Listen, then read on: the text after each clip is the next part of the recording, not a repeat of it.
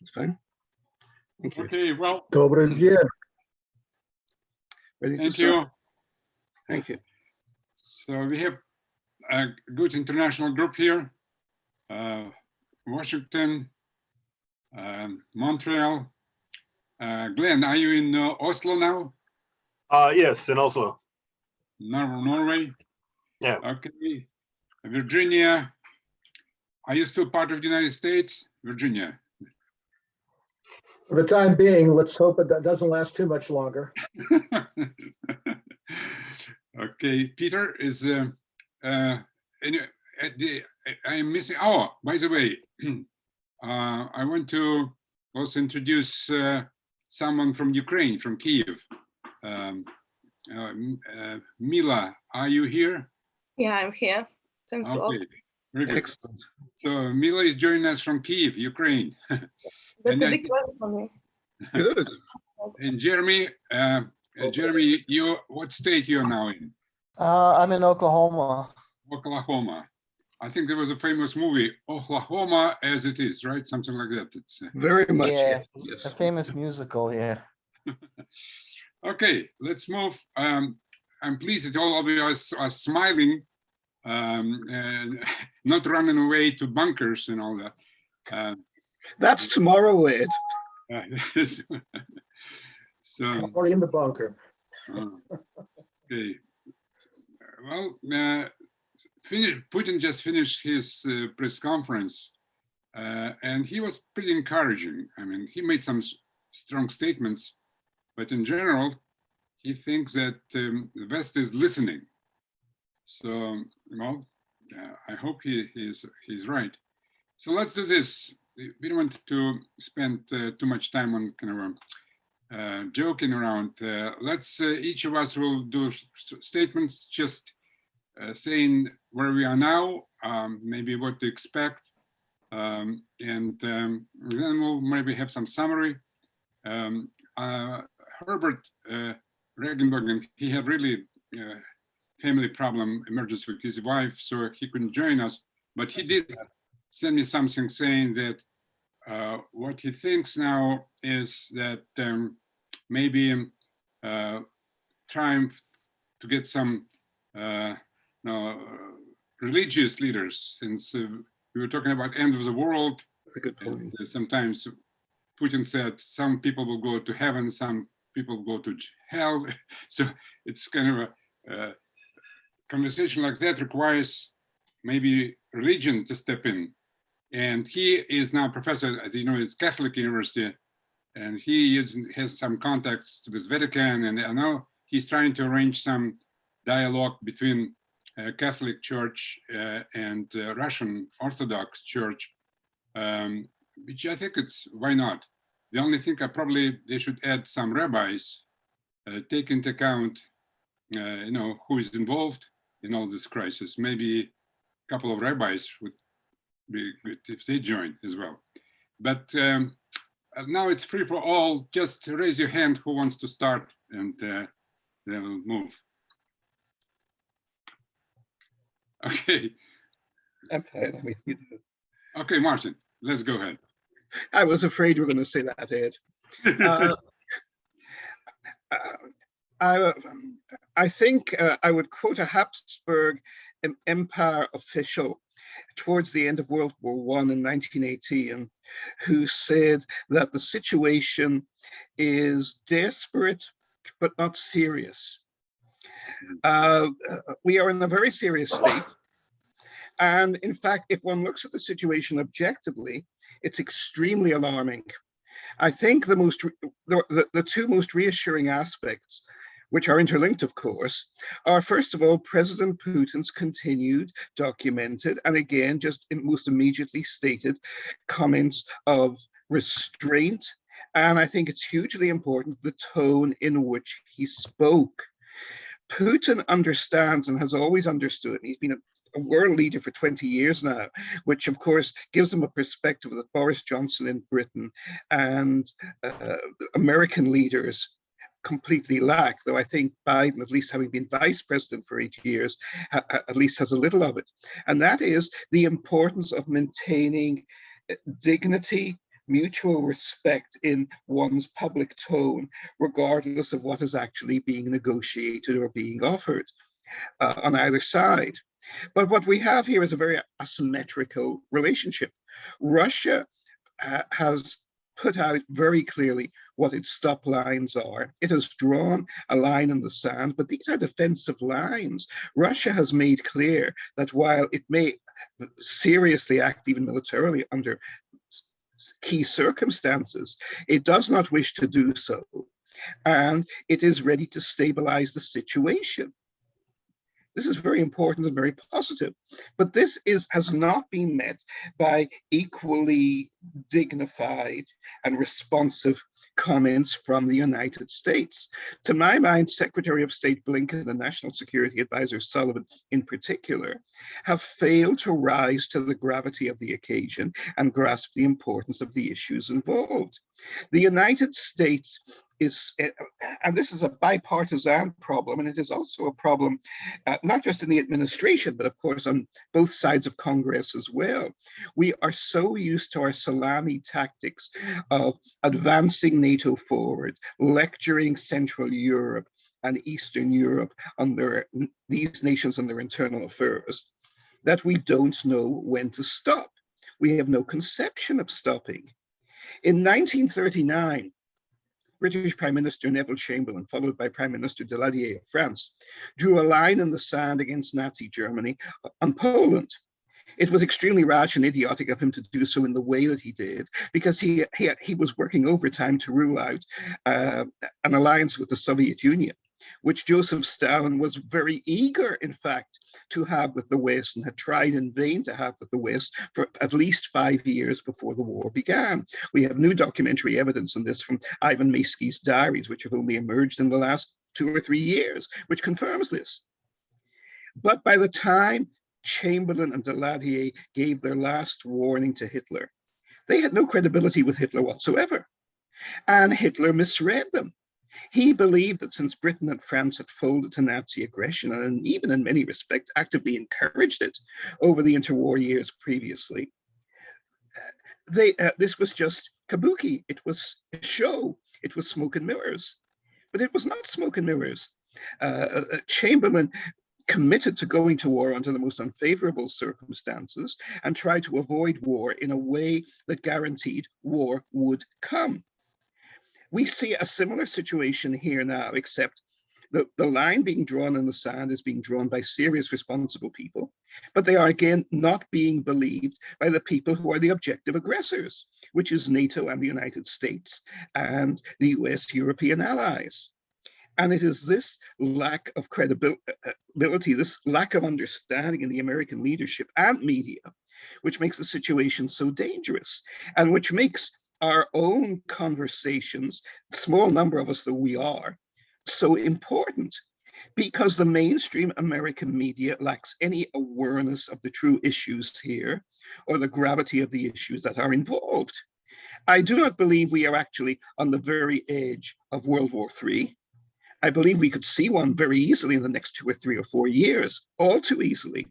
And even now, miscalculations could set off unlimited effects. We have just had reports that the United States is working with Ukrainian forces to set up Ukrainian guerrilla attacks on Russian forces if they occupy Donetsk, Lugansk, or any other area of Ukraine. A more stupid and irresponsible fantasy on behalf of American policymakers, and a more dangerous one, is extremely difficult to think of. So I think we are in a situation of great danger. It is not likely to explode immediately, but it is likely to continue deteriorating. And as these things go, it will deteriorate according to calculus. In other words, at a mathematically accelerating rate of speed. The deterioration will get worse, and it will get worse faster. And the greatest challenge we face, and it really is a mission impossible, but there is nobody else, I think, apart from us and our friends and colleagues to take it on, is to speak truth, not just to power, but to populace. and to try and make clear to the American people and to the American media what the true issues are, which they are willfully and deliberately in self-denial about. Thank you, Martin. I think let's all keep the same time frame, short statement. Also, at the end, maybe someone will volunteer to have a summary. We are recording this, and you know, my assistant Artyom, he's actually in Moscow. He will send everyone this YouTube, which is recorded, and we can come up with some kind of statement. And then my favorite newspaper, which Marty and I worked sometimes. It's probably the only paper. It's amazing. It's the only paper which you know, allows a different opinion. And by the way, today it runs Matt Arrett and I put together an op-ed. I will send you a link. It's about Sakharov. Sakharov turns 100. It was this year, 2021. It's 100th anniversary, and you know, this is the man who we badly need. We need someone like Sakharov, who was trying to, you know, build a bridge between still the Soviet Union and then Russia and the United States. Unfortunately, we don't have too many Sakharovs around us, but we will try to do what we can. I suggest you are a Sakharov aide. well, I was his student, so There you are. we worked in the same university, right? He was professor at my university, which I teach right now. I suggest now we may switch to Oslo, because this is a place which we hear some rhetoric coming out, Yes. harsh rhetoric. So maybe Glenn will help us to understand where we're staying now. Well, I guess the NATO Secretary General is Norwegian, so we have to take some of the blame here. In my opinion, I think that that we're moving again towards a very difficult situation, and I don't see any great possibility for any significant agreement. However, on an optimistic note, I have to add that at least they're having the right discussion, which is that this is a disagreement about what the leading principle of European security should be. And the fact that they're talking about what the principles of pan-European security should be suggests that at least, somewhat on the right track. So, but again, we have very different ideas, because in the United States, Washington insists that the main principle has to be that states should be allowed to freely choose their own security agreement or security arrangement. So Ukraine, in other words, should be free to join NATO. However, the US, you can say, is not too consistent with this, as it obviously openly aims to sabotage, CSTO, Eurasian Economic Union, and other Russian-led institutions. And as often pointed out, if China or Russia would develop military alliance with Mexico, one can assume that this principle would not stand that strong. But nonetheless, this is the main principle that they're advocating, that anyone should be allowed to join any alliance they want to. Russia's position is actually, in my opinion, very consistent with the pan-European security agreements we already have.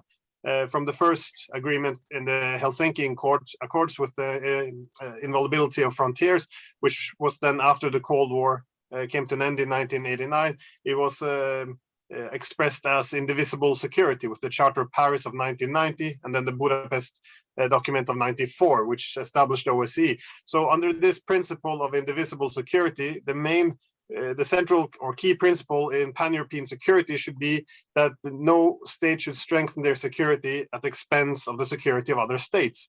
So, from this principle, NATO expansionism runs completely contradictory to the key principle of pan-European security.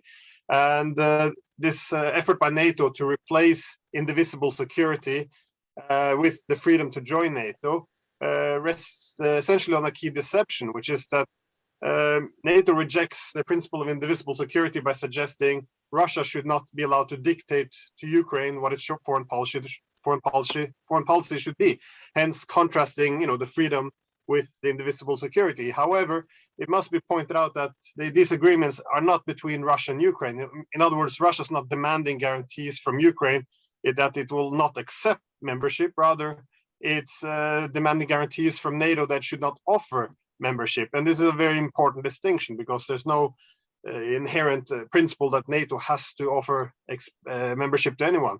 However, by mixing up these two, the difference between offering or accepting membership, NATO can present, I guess, the conflict in a very different way. So this is no longer a conflict about NATO refusing to honor the commitments according to these pan-European security agreements. Instead, it's portrayed as Russia simply trying to establish a sphere of influence over Ukraine. So, so I guess that Russia's proposal, the way I see it, does not entail making Ukraine fall inside the Russian sphere of influence, which wouldn't be possible. I think it's about preventing then Ukraine from falling inside NATO's sphere of influence. Exactly.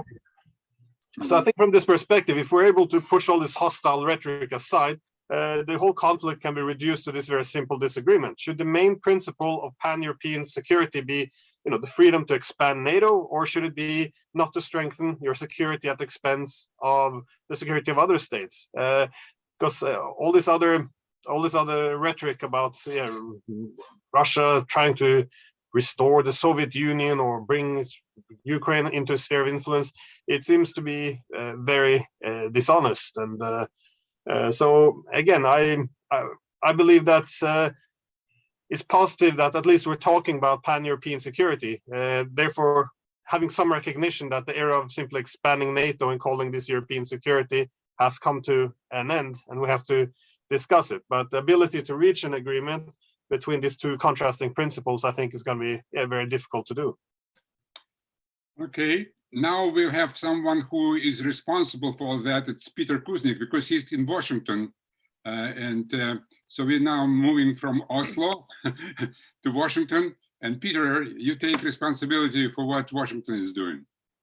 I'm innocent of what I'm being accused of. When I was talking to Biden yesterday, I explained to him how dangerous the situation has become, but he told me to go fuck myself. He didn't want to listen.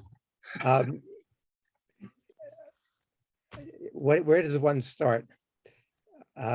Martin and Glenn made a lot of the key points. I feel like we're preaching to the choir. Yes. I started this morning. I did an interview with Russia One already today. I've got an interview this afternoon with RTVI, I think is what it's called, another Russian net television channel, and I think another one also this afternoon. And to them, I give a different story that I'm going to tell to us, because we all know the history of this. We all know how dangerous it was that the West, especially the United States, broke its 1990 promise to Gorbachev, and what the consequences of that have been, expanding NATO 14 countries to the east. The thing that surprises me is that it's taken so long for Putin to finally say enough is enough. I go back to William Burns when he was U.S. ambassador to Russia in 2008, and the U.S. NATO talked about expanding to Ukraine and Georgia, and George Bush said publicly, we're going to expand NATO.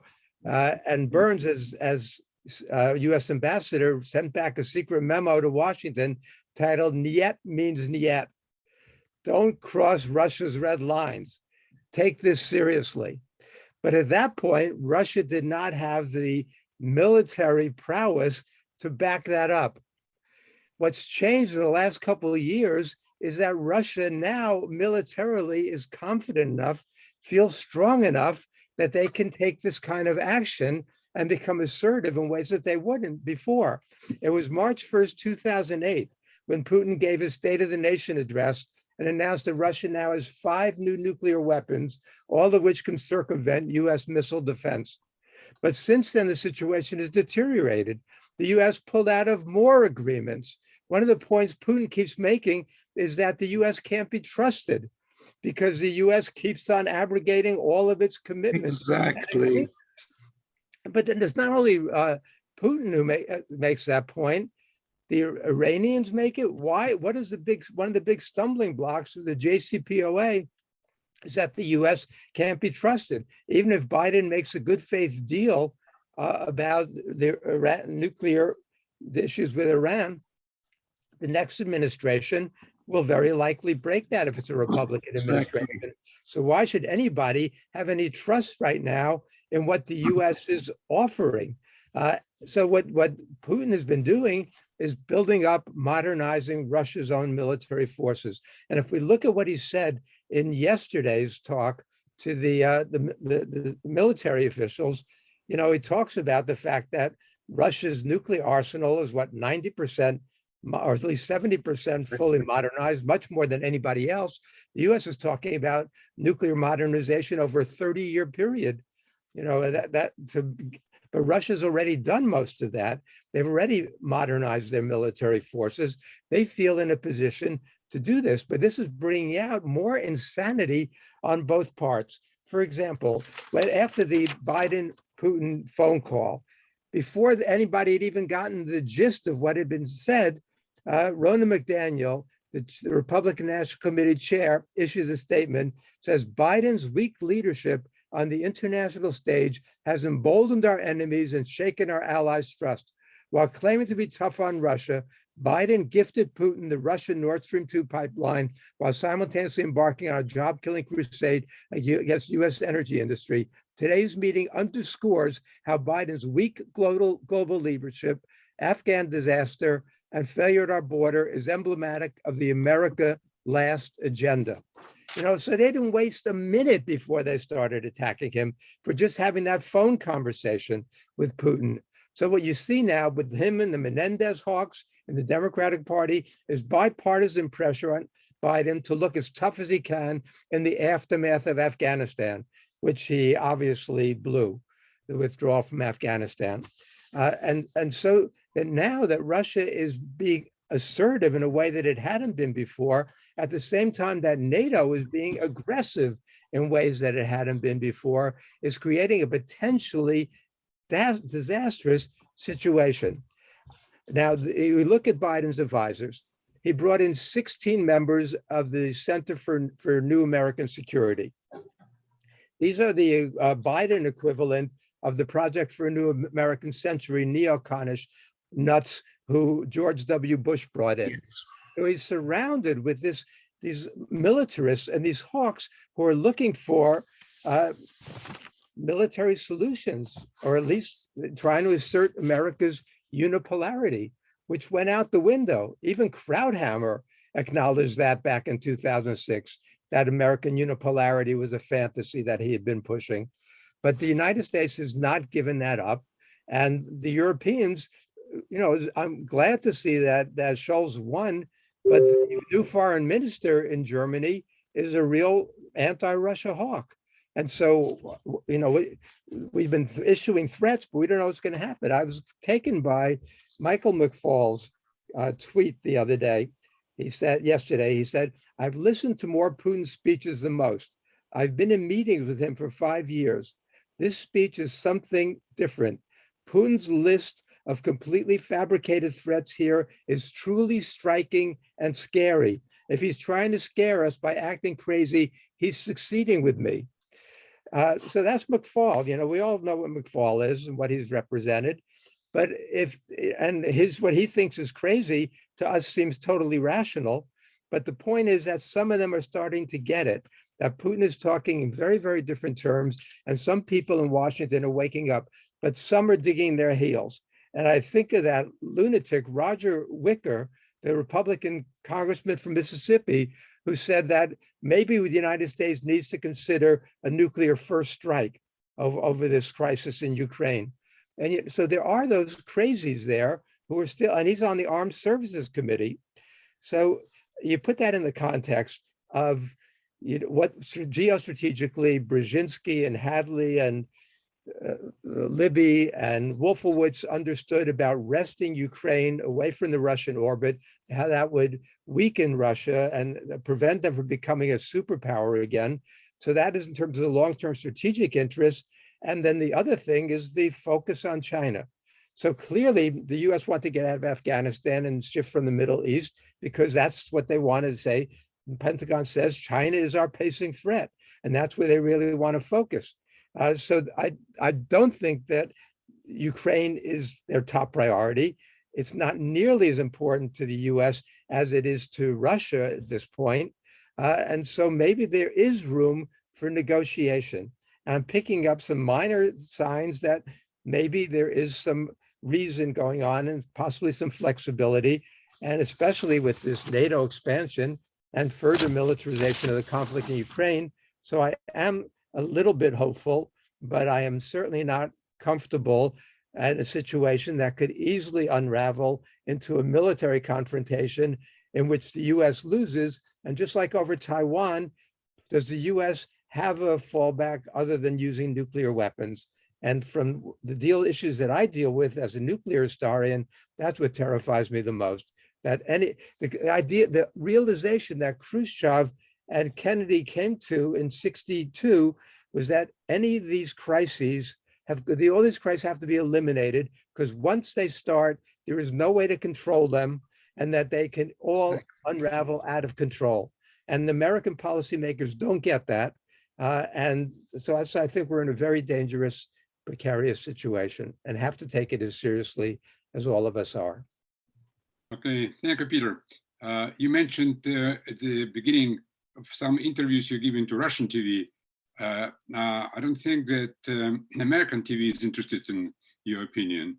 No, I didn't see you lately on American TV. you didn't catch me yesterday on CNN and MSNBC?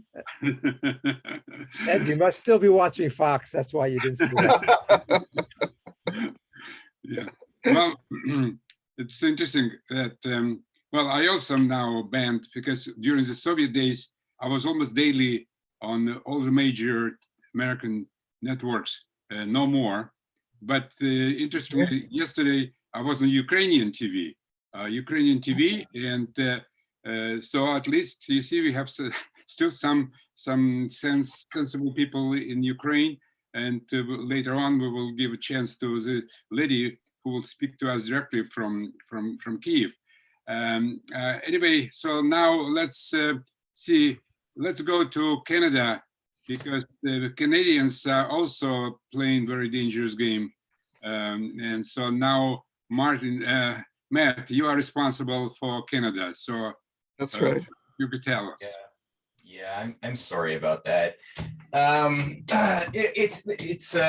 It defies logic a little bit when you look at what is the governing sense of self-interest animating policy from any of the major rules-based, order-oriented states, Canada being no exception. I think that there is a certain degree of insanity that one has to factor into the equations here when you're dealing with where the world is going and what's shaping the conditions. There's a lot that's been said. I'm not myself an expert geopolitician or analyst. I'm a journalist who tries to stay abreast with things as best I can, and I'll sort of share some of my thoughts that came up just listening to the few presentations so far.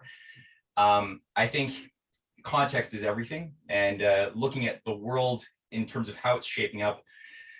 I mentioned insanity, but I think the cure for this type of insanity, which is holding on to a desire to hold on irrationally to an obsolete way of doing things that has no bearing upon how human society actually exists and thrives.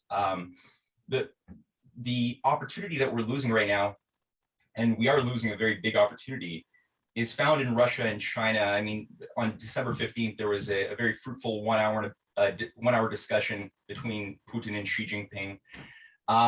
Coming out of it, there's obviously a commitment to, reinforcing the multipolar order that has really sprung to life in the past 6-7 years, and it's really taking on very creative evolutionary pathways. One of the leading assistants to Putin, the assistant on foreign affairs, Yuri Ushakov, he had mentioned that one of the points of focus is to create a new financial architecture that is going to be accelerating. Already there has been an obvious de-dollarization that's been underway by a lot of the Eurasian powers. We know that there's been a lot of threats, not just for nuclear war, but also the nuclear financial threat that Victoria Nuland, we know that there's a variety of people from the rules-based orderista crowd that I mentioned who have been threatening to kick Russia out of SWIFT, the international payment system. So what we have seen is the Russian version and the Chinese versions of SWIFT that have come online over the past 6 years. The system for transferring of financial messages and the cross-border interbank payment system. One is Russian and one is Chinese. But again, these are ensuring trade in Russian rubles, in yuan. And I just loved how on December, I think it was the 8th or the 9th, right in the midst of the big international democracy summit, where half of the world was not invited, you had Putin, who immediately took a surprise visit to visit Modi in India, where they signed a variety of memorandum of understanding with a key focus on trade, on defense cooperation. You know, the S-400s are also something India is seriously looking at. Nuclear power energy development, but also the international north-south transportation corridor, which has been an 19-year-old project to bring and enhance interconnectivity between Russia and Moscow all the way through to India, with something like 13 countries that have signed on to the memorandum of understanding, including Iran. So this is right there, and India was obviously one of the countries privileged enough to be invited to the Democracy Summit. So that was a really good statement of intention. We have the growth of the Shanghai Cooperation Organization as a new security pact, which now has Iran as a full member, as well as India and Pakistan and many others. We have additionally Iran playing a big role. Is the there's a series of new agreements to build rail between Iran and Turkey and Georgia, as well as Azerbaijan. There's whole new grids of interconnectivity. At the same time as there's the first rail being built as we speak, the Shalamshe to Basra rail between Iran and Iraq.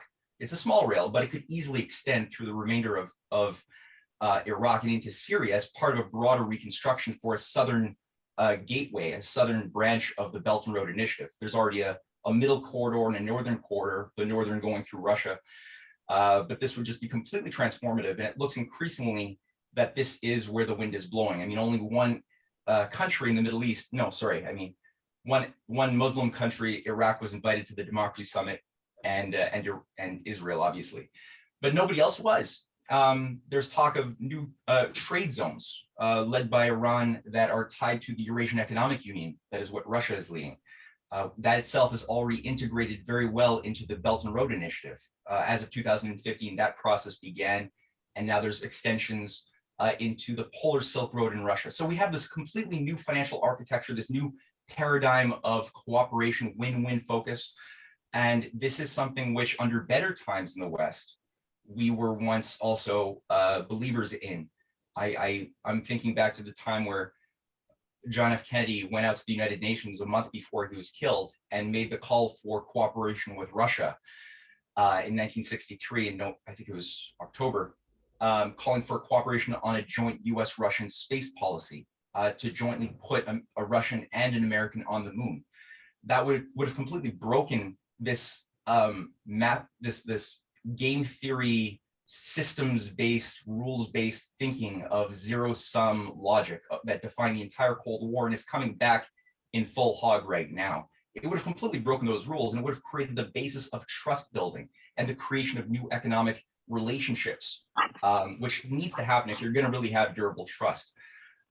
We know that was upset when Kennedy was killed. That never came back online. We know that Sakharov was definitely somebody who his heart beat to that drum. He definitely had that orientation, and unfortunately he died too soon before he could begin to really make policy in Russia. You know, he was a parliamentarian at a very hopeful time, but his death and a lot of sabotage prevented that type of positive discussion from happening. I know, Ed, that you were part of that too, discussions for real economic, major 10, 20-year infrastructure projects that would have really revived and given new economic life and hope to the East and West relations in 1989-90. On top of security guarantees, all of that was lit on fire. So we're now at a place where I think the world is very different from the one which certain people thought was unfolding in, you know, let's say back in the Obama era. That's correct. It was looking like the world was going to become one thing. Then there was, you know, Putin put his basically said no to regime change in Syria. There's finally a serious resistance to that orientation of regime change, lighting the Arab world on fire. And that began to, as I mentioned, tie very closely into the Chinese Belt and Road Initiative. And it has just been manifesting in creative ways all over Africa, South America, and beyond. And there's open offers, even today, to get Western countries that don't want to collapse in the oncoming economic meltdown. And I'm quite persuaded, looking at what's holding our Western economic system together, it's bubblegum and illusions. There's an impending blowout of the financial system. That's only a question of when, not if it's going to happen. And if we want to survive, we could accept their offers to start building real things again like we used to and save ourselves. But if we don't, I mean, like I said, it's really holding on to the Titanic as it's going down, and the rest of the world wants to survive. Thank you, Matt. You brought some economic points, important economic points. I don't know if someone in Washington is listening to that. They still, Blinken just yesterday, he continued to push this unipolar system and the US hegemony. So I don't know if anyone in Washington is, or in Congress, the only one which I can name is Senator Rand Paul, 1 out of 100, unless you can mention some other names. So 1 out of 100, it's not very impressive number. Let's go back to Europe. I think that Alex, what country is, no, it's Alex Krainer. What country you'll be speaking to us? I'm Croatian, but I'll be speaking to you from Monaco. From where? Oh, Monaco. Okay. Yeah, that's right. That's Okay. right. Alex, okay, go ahead. Hello. Well, so thank you for including me. Basically, I just wanted to point out the organizing principle of everything that's going on, because as Matthew just said, there's a degree of insanity to the behavior of the West, but obviously people in charge, I'm not talking at the puppet level, I'm talking at the higher level. They're not insane. There's a rhyme and reason for the way they're running things, and there are objectives that they are trying to attain. And so I think it all goes back to the Western empires, call it American, call it British, whatever. Their overarching imperative is to maintain hegemony over the Eurasian landmass, for the simple reason that that's where the bulk of the global GDP and population and trade and wealth is. So I think that that's the overarching objective. I think that the logic of empire excludes cooperation with rivals. It only seeks to dominate. It doesn't do equitable deals on a fair basis. So it's not interested in cooperation with Russia. It's not interested in cooperation in Syria. It's interested in eliminating rivals. So that's why the policy is bipartisan, because it's not like the Republicans are going to be, let's go kill Russia, and the Democrats are going to say, no, let's go cooperate for everybody's greater benefit. The policy objectives come from a higher level, and they go to the Democrats and to the Republican as marching orders. So it's only the question of pretext. They will create a pretext one way or another. They will not reverse course. They will not wake up one day and say like, this is not working. Maybe we should cooperate with Russia and China. That's not going to happen. So I think that the Russian strategy of holding firm now and finally getting tough is probably a well-chosen moment, because I think that they are perceiving weakness and discord in the West.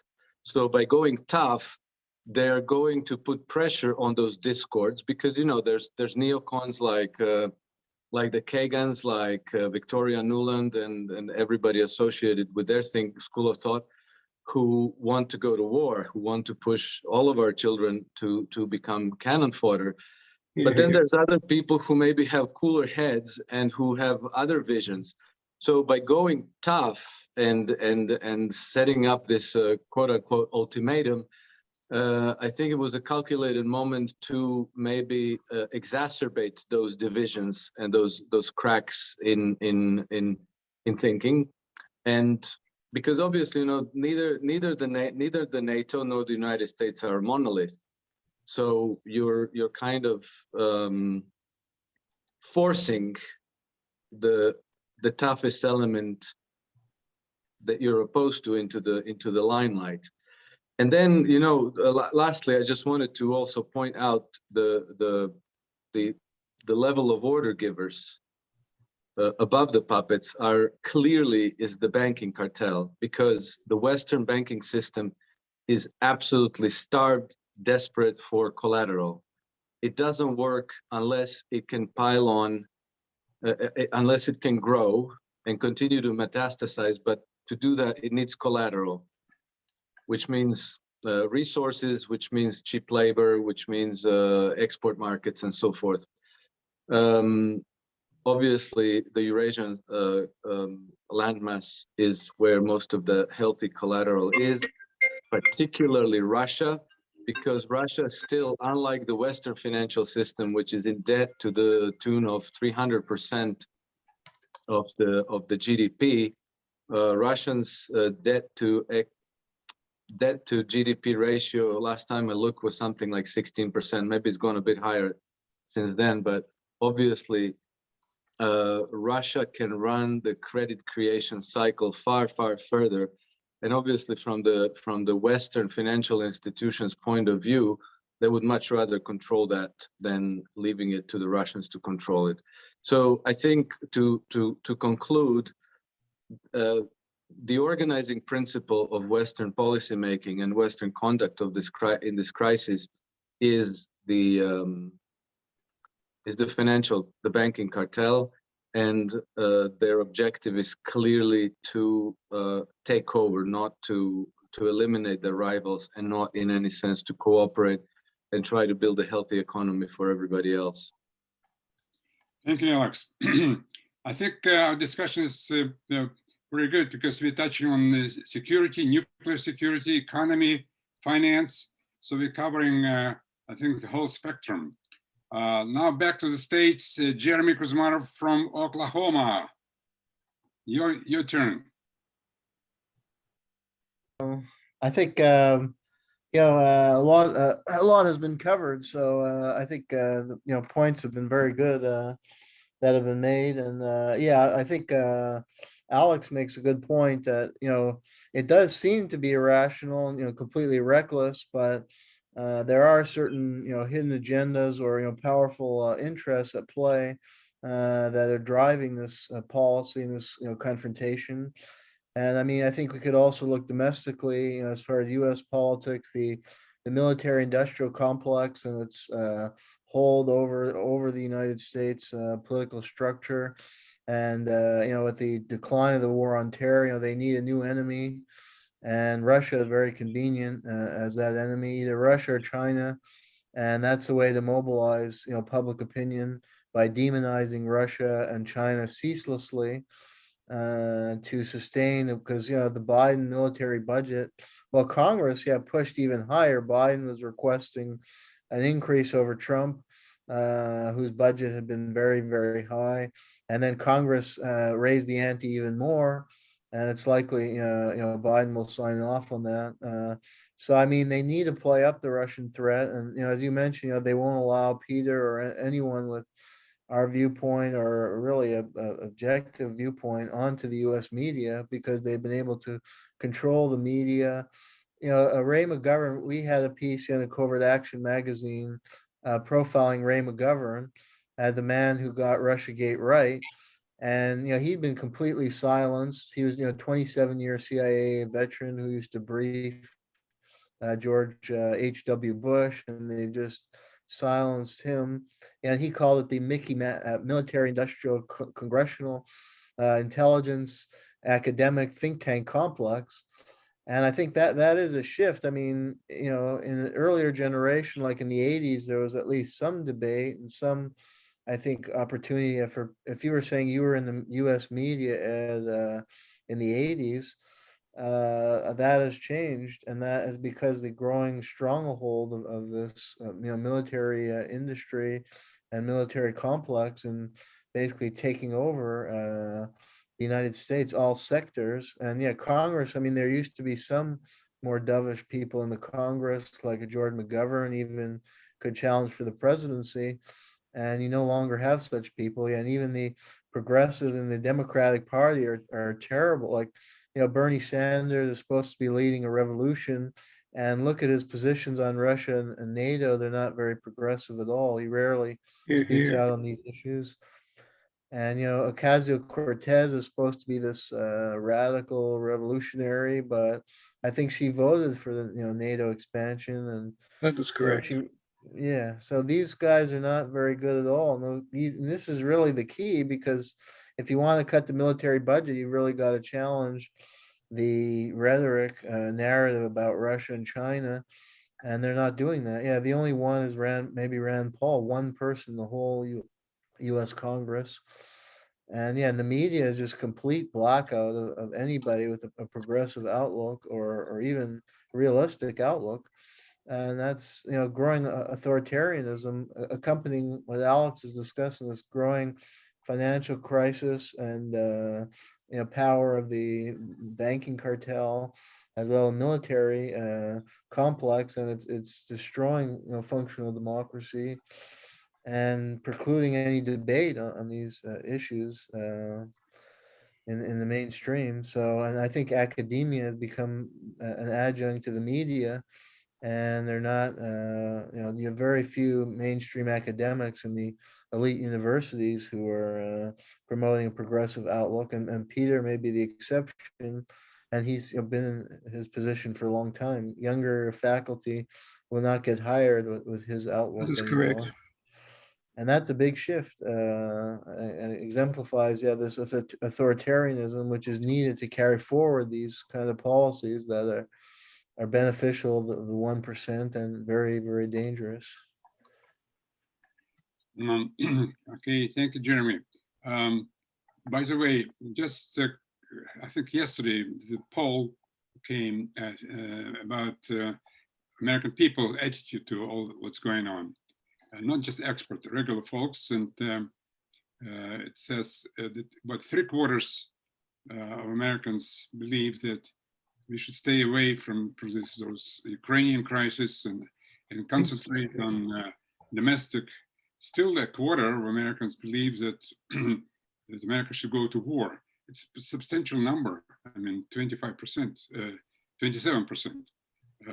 Well, of course, if someone probably follow up with the question, are you ready to send your sons? Exactly. Then maybe this number will be reduced. But still, 3/4 probably share close to our opinion. Now, back to Virginia. Jim is now retiring in the Virginia farm. How's it going in Virginia? Meeting a lot of the locals here, been here for 9 generations. I think we're pretty much hunkered down for whatever comes. Where in Virginia are you?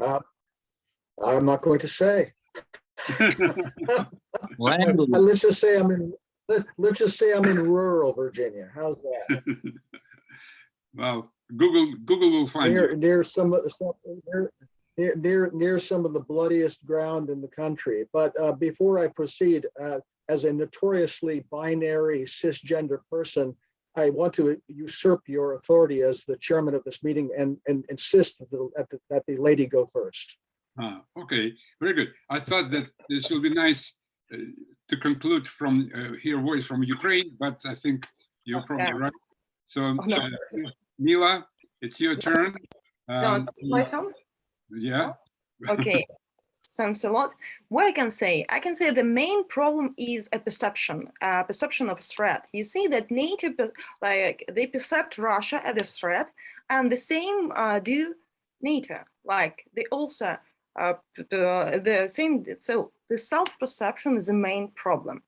And there are several views on this situation about this ultimatum. The first one, it is the growing ambitions of Russia, like new empire or the rising power of Russia. The second, it's like any the other people think that it's maybe the imperialism of NATO also, the rising ambitious and aggressive policy of NATO. There's also such kind of perception in the world. Not all people, they support NATO in their policy, and they can't understand the reason of this enlargement. Why? For what? Because, and the third is NATO effective? Because it seems it's an effective organization that has a lot of problems also, not only terrorism, Iran, Afghanistan, so many problems, and they are trying to provocate Ukraine because we understand that Ukraine will be never a member of NATO. But it's kind of provocation for Russia. For what purpose? For what reason they play such strange game? Yeah, just making and increasing the problem in European security region.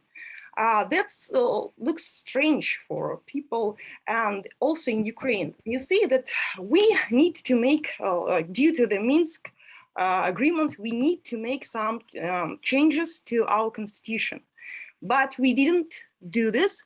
Instead of this, we made some changes like promoting that the NATO is our strategic goal and we want to join NATO. We need, look, that's strange. We need to make changes in constitution for Donbas people, not for join NATO, but nothing done. That means that Ukraine choose not its self-interest, like because it have a window to settle this conflict with Russia, yeah, just like in the framework of Minsk, but we are trying to play a game with US and NATO. So there's no common understanding of the situation in Ukraine. Maybe I can say that half people, they don't support joining NATO at all. There is no common position in our government and also in our community.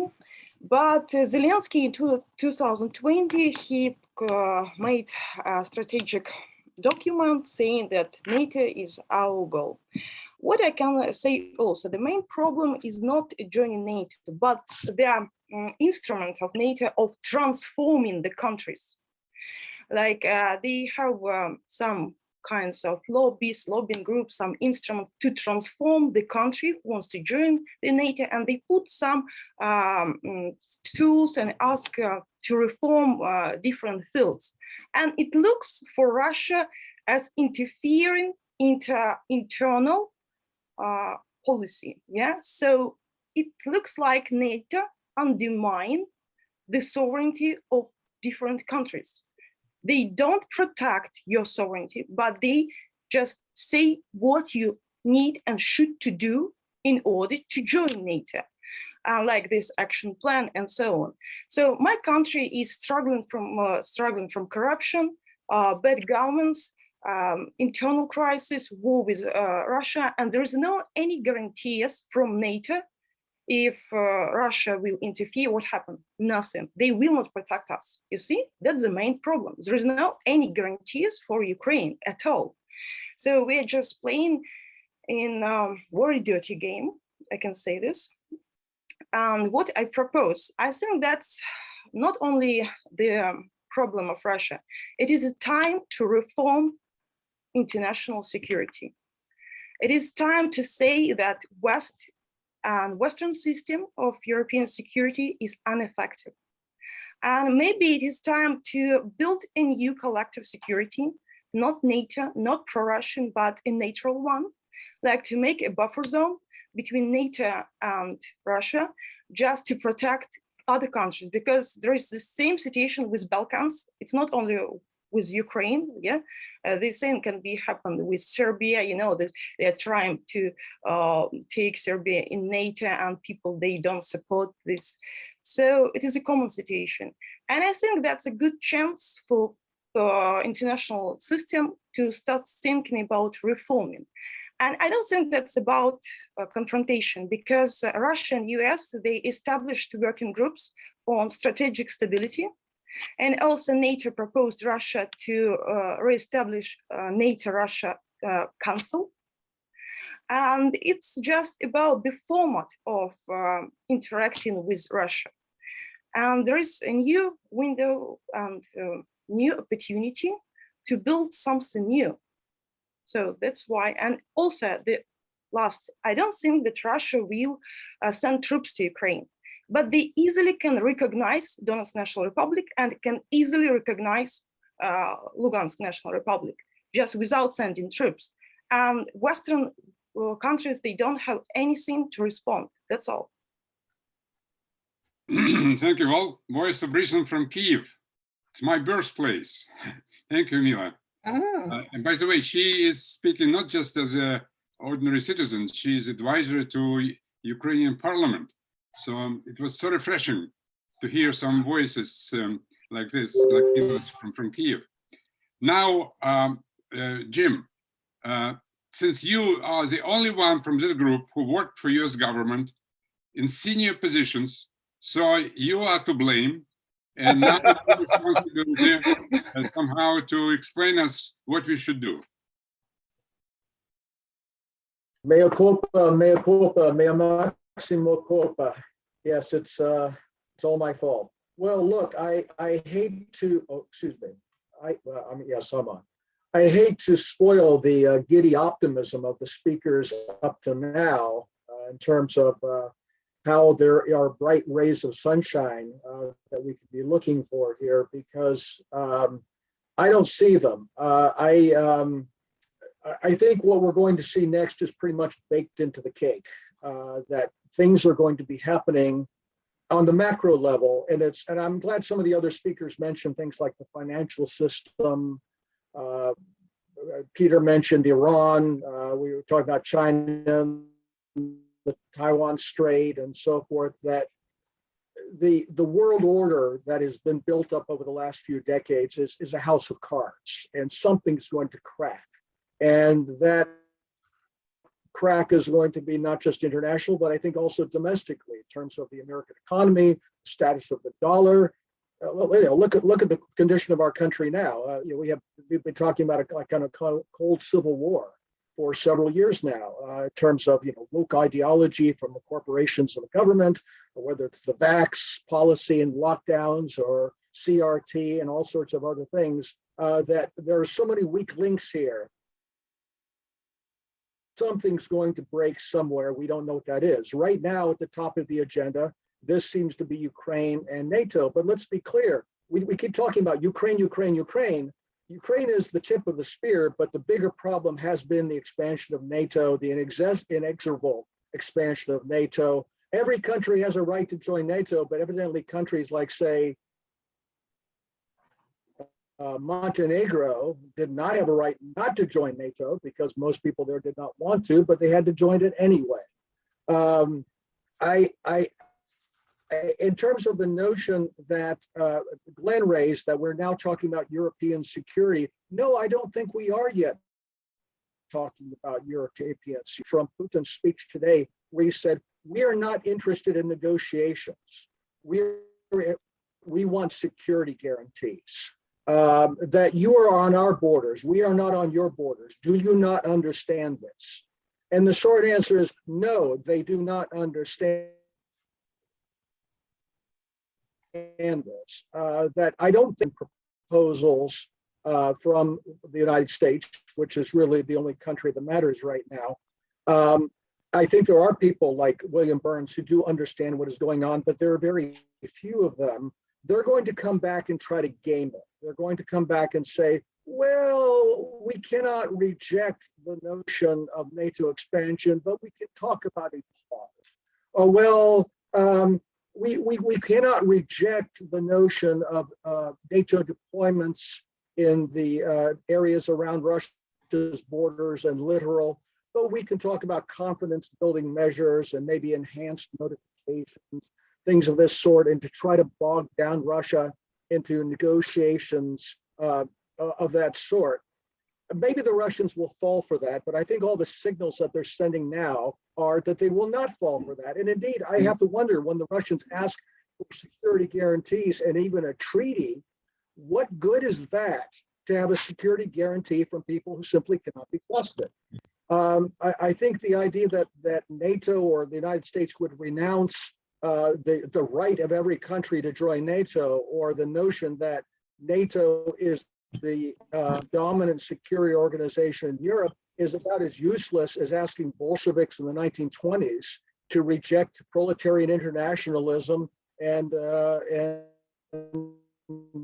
labor theory of value. They just, presuppositions are just not amenable to any kind of rational discussion. And as was pointed out by someone with regard to, I think it was maybe Peter, with regard to the Russian reaction of just Biden talking to Putin, there is simply no room for any voice of sanity to make any kind of minimal step in the right direction, because he'll be immediately set upon and torn apart by the rest of the establishment. So I just don't see where this is going. I think the one question that we really haven't asked is something that Matt's countryman, Patrick Armstrong, raised in a recent piece, which is, what is the or else coming from Moscow? Putin has said this is not an ultimatum, but it's, okay, let's call it a non-ultimatum. It's kind of a quasi-ultimatum. Behind every ultimatum or ultimatum-ish is a what else? What comes after that? When, as I think is virtually certain, the demands are not met in any reasonable way, what do you do next? And he gave a very good list of countermeasures, counter threats, I think Mr. Rybakov has called them, that Russia can take. Yes, I think Neil is right, recognizing the Donetsk and Lugansk republics would be one of those.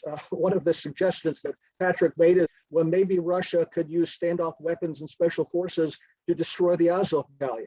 That would be a very good gesture, in my opinion. There are other things they could do in terms of deploying advanced weapons in areas that would directly threaten NATO territory. Maybe put them in Kaliningrad. Name a list of NATO capitals that would be directly announced as targets in the events of any hostility. There are many things they could do to fundamentally change the security situation in Europe. But again, looking at the larger picture, that if we look at the United States as Oceania, as the big thalassic power, that there's got to be some major shift in the international system against Oceania and in favor of East Asia and Eurasia. At least in the fairly near future, I think that's going to happen. I think it's going to be very dramatic and will have huge consequences domestically in the United States as well as in other countries. I think this is all, as I say, baked into the cake. I gave a talk at the Ron Paul Institute in September called "It's Later Than You Think." And I think it is later than we think. I think that people of goodwill and sound judgment can have discussions like this, but nobody's going to listen to us who's actually going to be making any decisions, at least on the Western side of the ledger. All the wrong people are there, with very, very few exceptions. They are, as I say, going to try to game it. I don't think that's going to work. I don't think the Russians are going to fall for that this time. Something's going to happen. As far as the role of religion, getting back to where Edward started this, Metropolitan Hilarion Alfeyev recently met with Pope Francis. Apparently, they're trying to set up a meeting between Pope Francis and Patriarch Kirill. Frankly, I don't see much coming from that. Let's keep in mind that Washington has already weaponized religion, particularly in Ukraine, with respect to the Orthodox Church. I think the best thing religious people could do is go back and pray somewhere, because I think that's about the only thing that could make any difference at this point. Well, we started on optimistic note and ending up with pessimistic, but we still have a couple of weeks. And yesterday I was on Ukrainian TV and they asked me the same question, is what to expect. So I told them, well, listen, it's Christmas time, so definitely a war will not start until Russian Orthodox Christmas and New Year, which is January 13. So we have at least until January 13 the time to maybe think about this, write something. And I know, Matt, since you are senior fellow at the American University of Moscow, maybe Matt will come up with some kind of a summary, or Martin. He's also, so to my employees. I mean, they work for me, I don't pay them, but still. You are an honest man. They have this great title of senior fellow because it connects America and Russia. It's American University in Moscow, right? So we are the bridge. Yeah, I'm doing it all for that title. Looks great on the business card. So maybe Canada is the bridge. Canada is the bridge. All right. So maybe we'll come up with some statement we'll send to all of you. You'll make your edits and all that. And then, of course, we'll have this Washington Times. It's now like in the Soviet Union, it was Pravda who was main newspaper. Now I vote for Washington Times because it's the only paper which allows me to print my what you call dissident views. So anyway, anyone wants to add something? And because I know it's Christmas Day, you're getting ready for celebrations and services and all that. So we still have a few minutes. Maybe anyone wants to Alex. Yeah, I just wanted to, all the same, pull the discussion onto the optimistic side, because as I read Russian policymaking over the last 10, 15 years, I find Russian policy extraordinarily sophisticated and forward-looking. And I think that they will not strike a Ukraine for one very simple reason. You know, it's a divided society. There are people in Ukraine who want to cooperate with Russia, who don't want to join NATO, and so forth. If you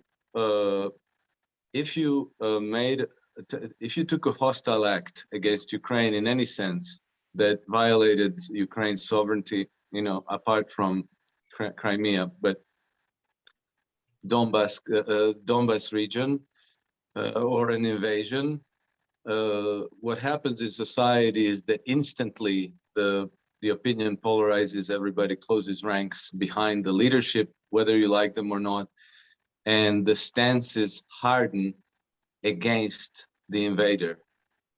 I think that Russia will not waste this opportunity to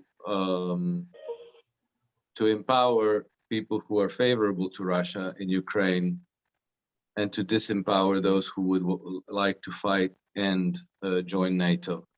So if they were dumb, they would attack Ukraine, but I don't think they're dumb. So I don't think we're going to see war in this cycle. What about provocation? What if Ukrainian forces will attack Donbas? I would expect that they're prepared for this. You know, we've seen how Russia reacted to provocation when a Russian airliner was shot down in Egypt, when a Russian jet plane was shot down in Turkey, when a whole 8 or 9 Russian diplomats have been assassinated in 2014, 2015. Russia simply did not take the bait. And so I don't think they're going to take the bait this time around either. I don't know. Mila, what do you think? I think that the best position for Putin is to recognize Donetsk National Republic and Lugansk National Republic as a part of Russia, yeah? Because Ukraine is not ready for a big war with Russia. It will be just the same case as it was with Crimea. Nobody will go to war with Russia. So they just will recognize it without sending any troops.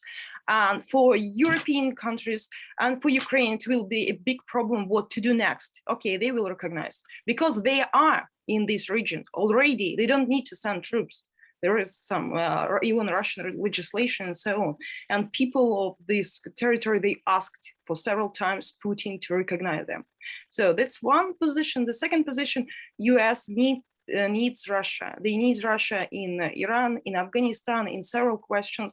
So they will try to make some kind of partnership or a new format. I don't believe in a confrontation between US and Russia. So it seems like Ukraine, it's over. The situation is Ukraine over. Just we are losers and that's all.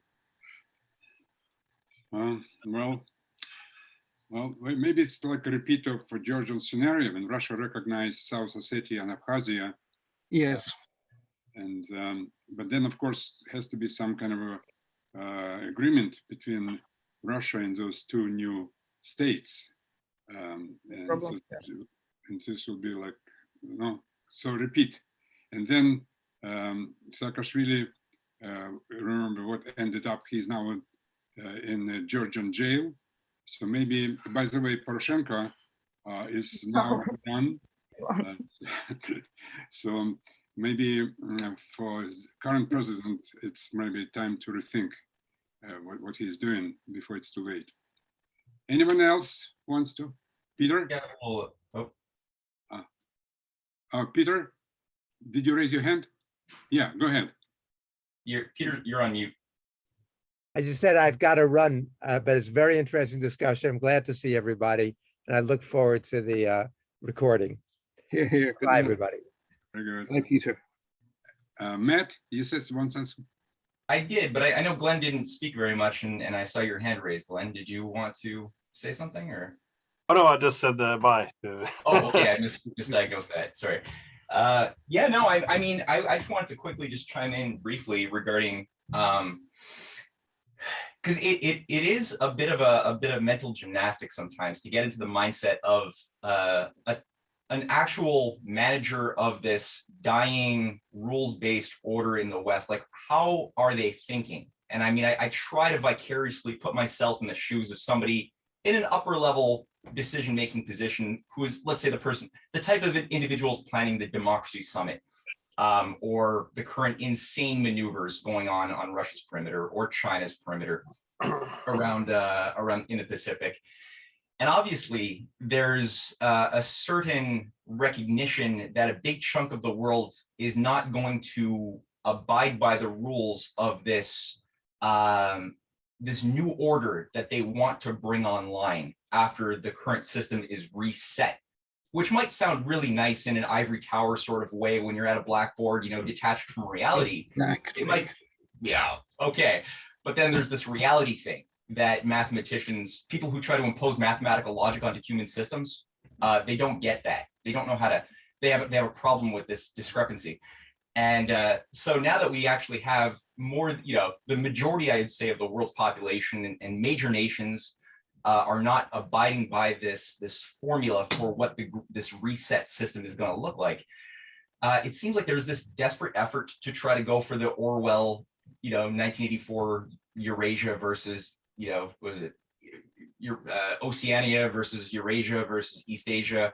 They want, I think that they're trying to just find excuses to maximize the fissures that exist, to break all sorts of lines of communication, trade, everything from the countries that they cannot currently control.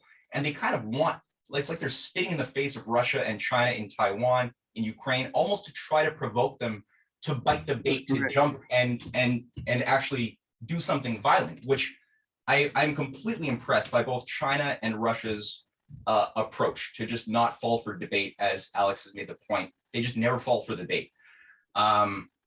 But I think that there's this idea that that it's possible to just force this new Iron Curtain to come down, try to focus on cultural warfare, if possible, to play a longer term game, to try to subvert the youth in Russia and China and other countries over the longer term, and maybe come back and win the day in a few decades or something, while focusing on consolidating their very dystopic vision for what the world should be in the West, where the NATO cage is more firmly set in place. I understand, Jim, why you made the decision to, to make a move. There's, I think overall they have lost though, and it might get, I think, ugly in the Western order here, where a lot of us are based. It's something new in my experience, and I think all of our experience.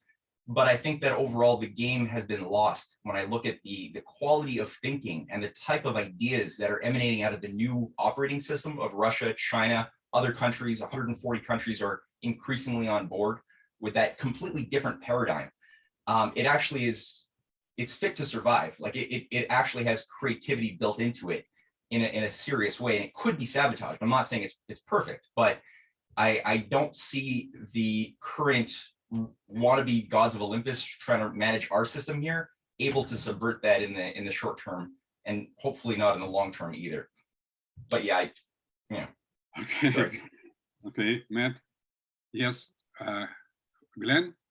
Yeah, no, yeah, I just wanted to add very quickly that many people have been using words like salami tactics, focusing on how US has broken a lot of it previous agreement.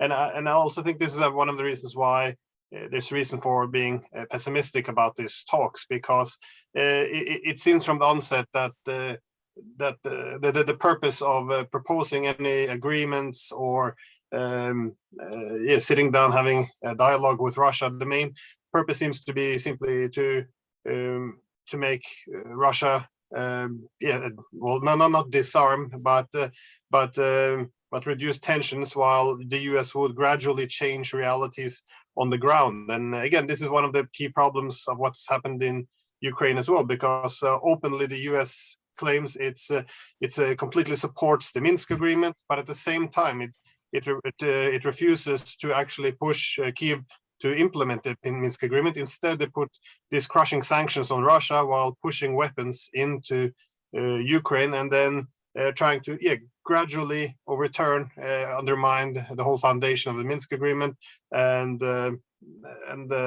gradually begin to put the realities on the ground for NATO expansion in de facto form or actual expansion. So I think this is the main problem, that there's no belief anymore that such negotiations has any purpose. It was previously mentioned the JCPOA in Iran, but also you have with China, they have the perception that the US is chipping away at the one China policy, and of course Russia has its own experience from withdrawal of the ABM treaty to the INF and the Russian NATO founding act of 1997. None of these agreements actually mean anything. It's seen as being an instrument to make the Russians more compliant and nod and feel everything's okay, while reality is being changed on the ground. I mean, nothing that's happened from Romania to Poland or all the spaces, none of it conforms with existing agreements, and even pan-European security agreements are now rejected under the notion that countries should have this freedom to join NATO.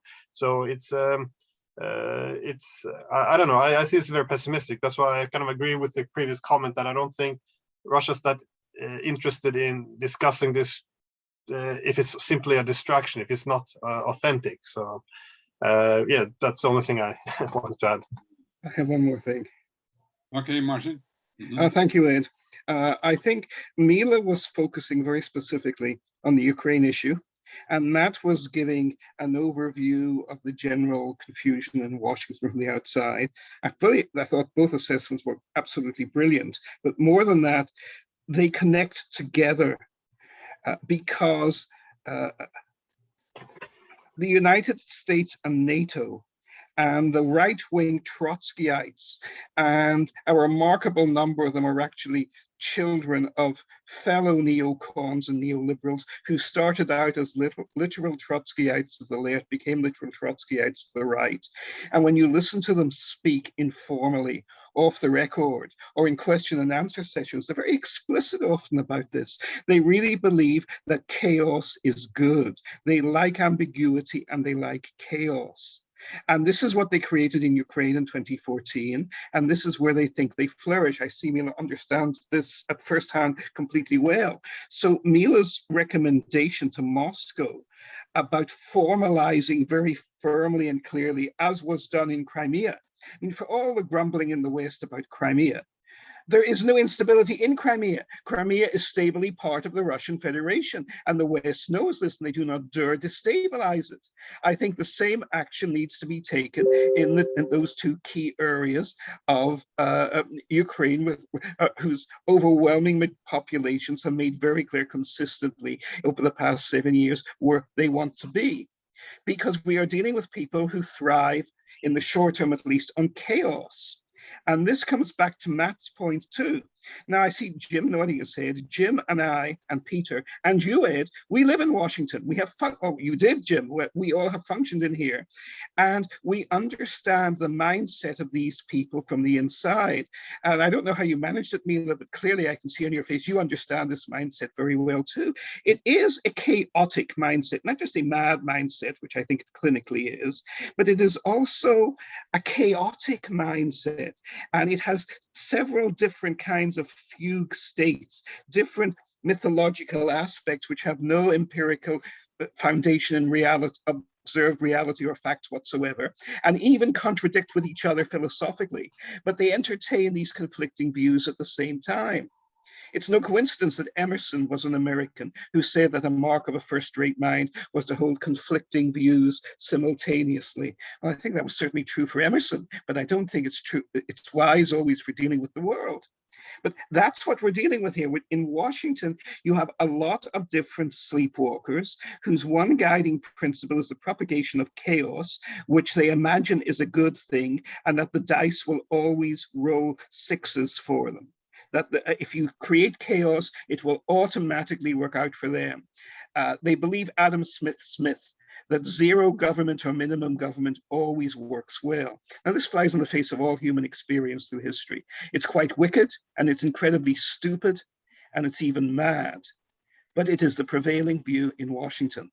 And you can only understand the lack of policy in Washington, the lack of consistency, and the nature of the chaotic suicidal adventures they jump on, if you realize how on both left and right, this is ingrained deeply in their DNA and in the marrow of their bones.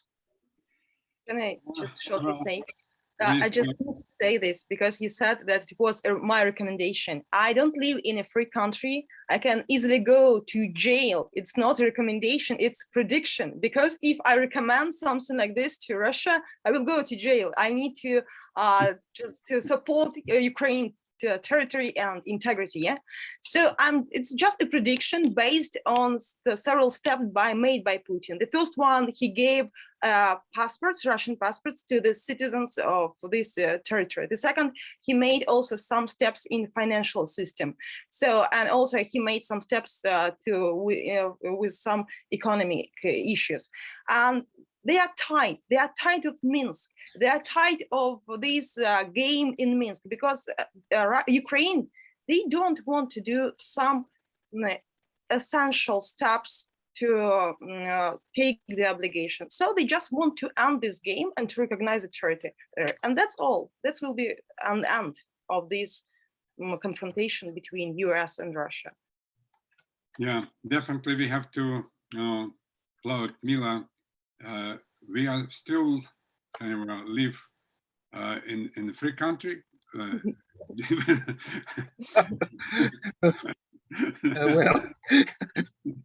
Well, but Mila, of course, she's right, and we have to protect her. here. We don't hear too many sane voices coming from Ukraine. Okay, well, it's not good to end on a pessimistic note, but we have to face reality. Yes. But Again, Jim wants to Wait, speak. Ed, I got I one still more think comment that about this. nothing horrible will happen until January 13th. So I want to wish Merry Christmas. Wait, Ed, Jim is jumping out of his skin. Okay. Good. One last thing. You can always edit me out later if you want to. I want to just pick up briefly on what Marty said about the empire of chaos here. Yeah, the off-ramp has always been here. The path of reason has always been here. But I agree that the kind of people we have there are just not the types to take it. What they do like to do is go back to tried and true. If they're trying to extend and perpetuate the empire of chaos, do something chaotic. Yes. Shoigu, as Marty mentioned, already mentioned the possibility of a chemical false flag. Let's look at the big picture here again. Let's suppose you say, all right, suppose we provoke, our side provokes something very bad happening in Ukraine. Exactly. And then the Russians do something predictable, like move into Ukraine, dismantle the country. They've already said that that's the end of the Ukrainian state. We've already seen articles saying that they're already preparing scenarios for supporting guerrilla warfare in Ukraine. How is that a loss for the West if that happens? Because if we look at the original mission of NATO, Russians out, Americans in, Germans or writ large Europeans down, that would put any possible rapprochement between Russia and Europe into the deep freeze permanently, turn most of Europe into a permanent Washington dependency, and make Russia a permanent pariah. How is that a loss for the kind of people we see in Washington? I think would be a big win for them. I think we have to be very vigilant, not that now we can do anything about it, but I think there's a very strong possibility that some kind of provocative measure will be taken by the Western side. Oh boy. Yeah.